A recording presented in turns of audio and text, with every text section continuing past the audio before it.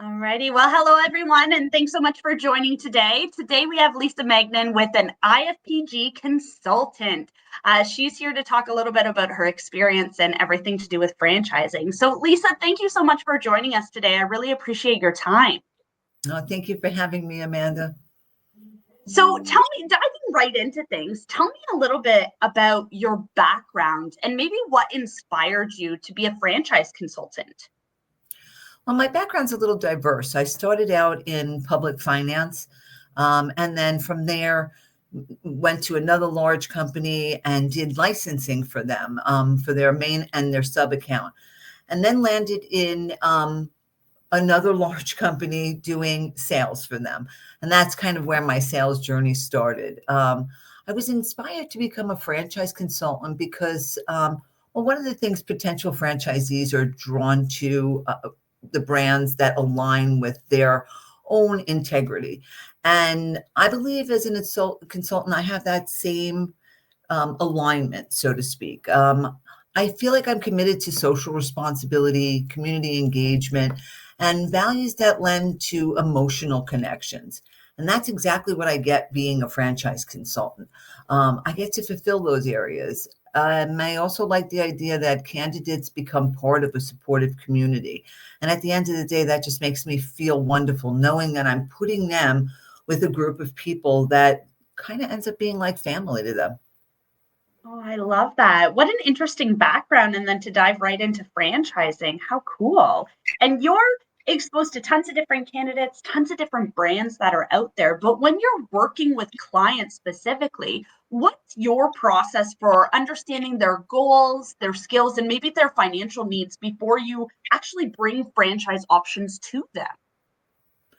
Well, I get to really know them. I talk a lot about their background, their interests, and their lifestyle goals.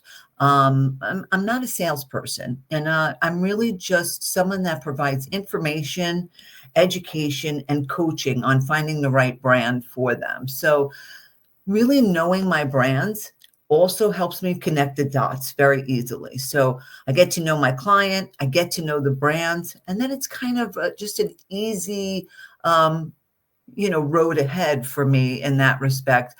And then when there's the process of financial issues, I make sure that I have a lot of people that I also partner with. So I have financial institutions, I have lawyers, just to make it a little bit easier. There's always going to be some financial issues that may arise, but getting them started early, talking them through it, just makes it a lot easier. And the great thing about the brands that I work with are they're very transparent. And them being very transparent lends to me really knowing 100% about them. So makes it just very easy for me to connect the dots. Yeah, let's dive into that part about the brand specifically and the transparent aspect of things. So you're exposed to tons of different brands that are out there, everything from food and beverage all the way up to home care, for example, and auto mechanics and all of the different things in franchising as a whole. How do you evaluate and vet franchises before actually recommending them to a client? Well, I do a lot of research on them. The great thing is because I work at IFPG, most of these brands are in our portal. In addition to them being in our portal, they also do impact sessions. They're constantly, letting us know any updates that they have. I make sure I try and be on as many of them as I can. Again, if I know the brand well and I know what the expectation is, and then I get to learn, who my candidate is, it just makes it easy. The hardest thing to evaluate really is if it's a right fit. Again, some people may not fit that franchising model, right? People looking for absolute independence or people that won't follow that model, that playbook. So a franchising system requires that you follow that model because that's the way you can replicate the success. So that's one of the hardest things, just making sure that the client understands that the franchisor has this system in place. And by replicating that success, that's how they're going to meet those same successful markers. If they don't want to do that, that's where the problem lies.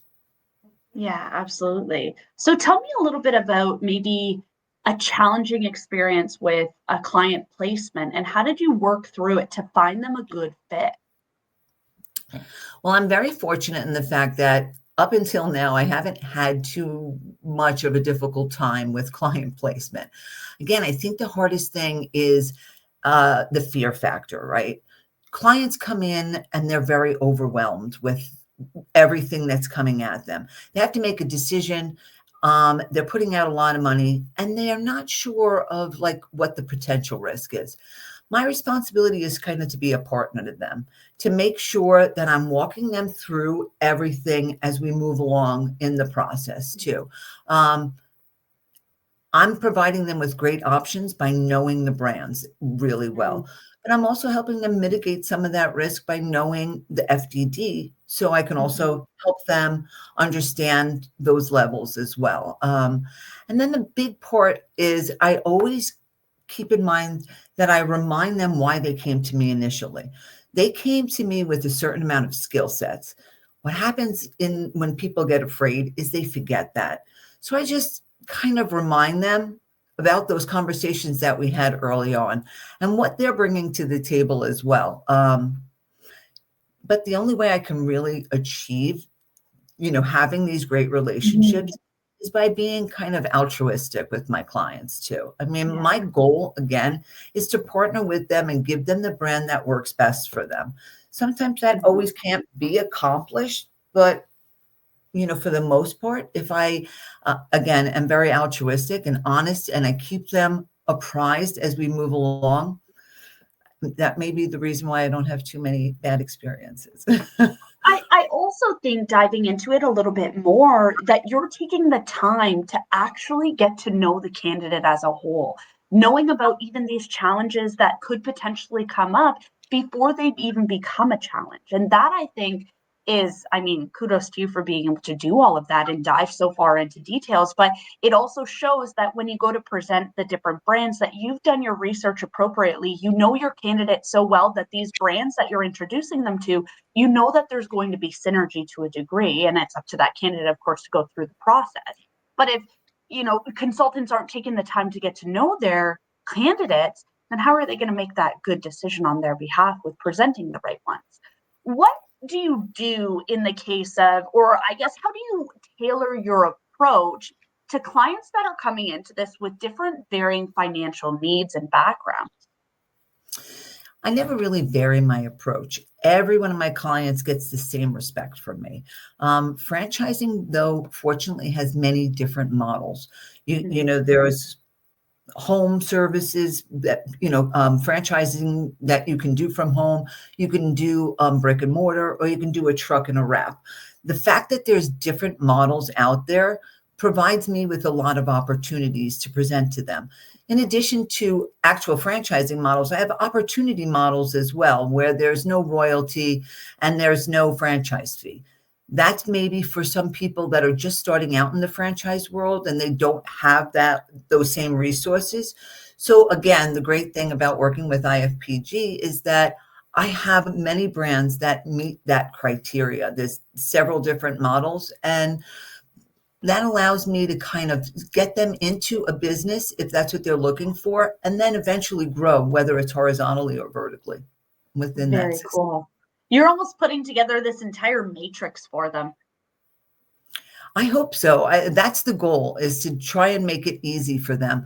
I start Yeah. out every conversation with a candidate that, I might miss the mark and we might have to go back to the drawing board. But at the end of it, my goal is to make a friendship, if nothing else. Yeah. And I let them know that, again, my goal is to partner with them and help them Yeah. find what they're looking for, and to do it in a comfortable setting, not where they feel like they're being forced into something. I Yeah. never want Yeah. anyone to feel like they're forced into a situation. No, not at all. I mean, it's a big decision. It's what they're going to be potentially doing for the next 10, 15, 20 years even, and even what their family could be doing after the fact. And so it's a big decision that goes into it. So I am personally glad that you're taking so much time and dedication with your candidates, getting to know them before you're introducing them. I love that.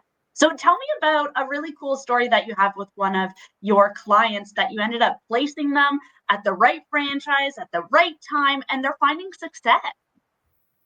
Well, I have a great story of a gentleman who wanted to bond with his son. His son was a chef and he was getting older himself in years, and he wanted to kind of experience something with his son towards the end of his work life, so to Yeah. speak. And he was willing to leave a 9 to 5 job so that he could take on this responsibility and spend this time with his son. I did place him in a food service, and unfortunately, I can't tell you if it's successful yet because it's in its infancy still. But it one of those stories that really just touched my heart because again, the gentleman who came to me was so authentic in the beginning and explaining to me, why he was involved in this labor of love.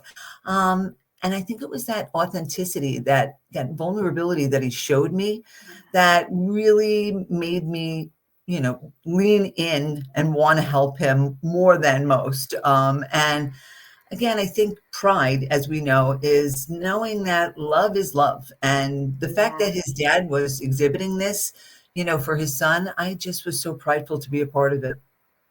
Oh, that's such a beautiful story and so impactful and something that you can tell for years and years. And I hope that they're doing well and I hope that they found success too. And it's a really cool story in the fact that he was taking the time to do something with his son because time is so precious and it goes by so quickly. And for him to make an executive decision to go into business even with his son, how cool is that?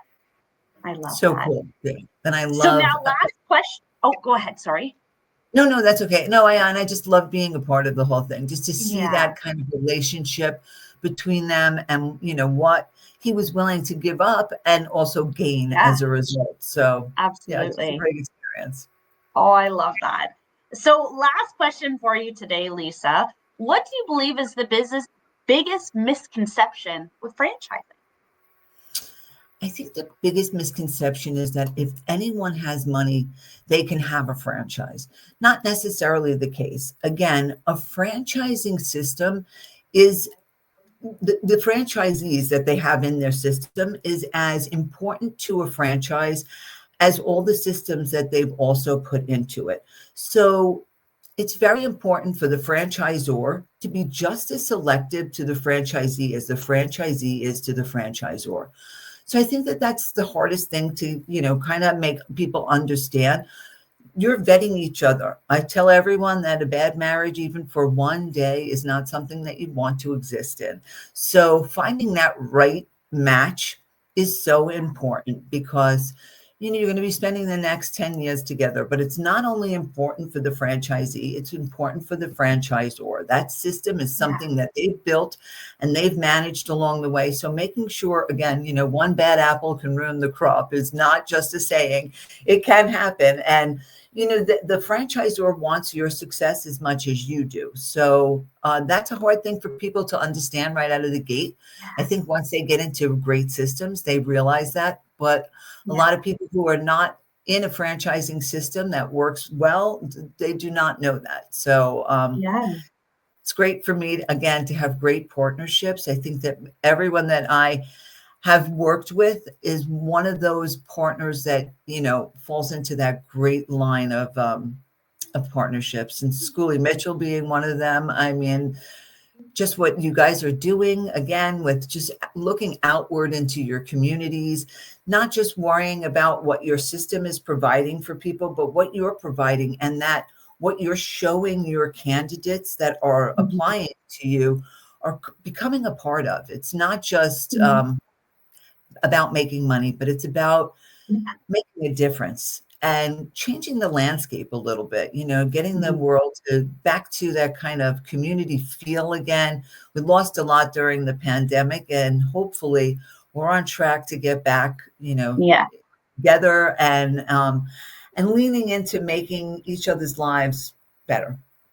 I completely agree. Lisa, this has been wonderful. And I just really want to thank you so much again for taking the time with me. It was great to get to know you, and shout out to all the candidates that are working with you. I think that they're in really good hands. Oh, well, thank you, Amanda. And thank you for being such a great partner as well.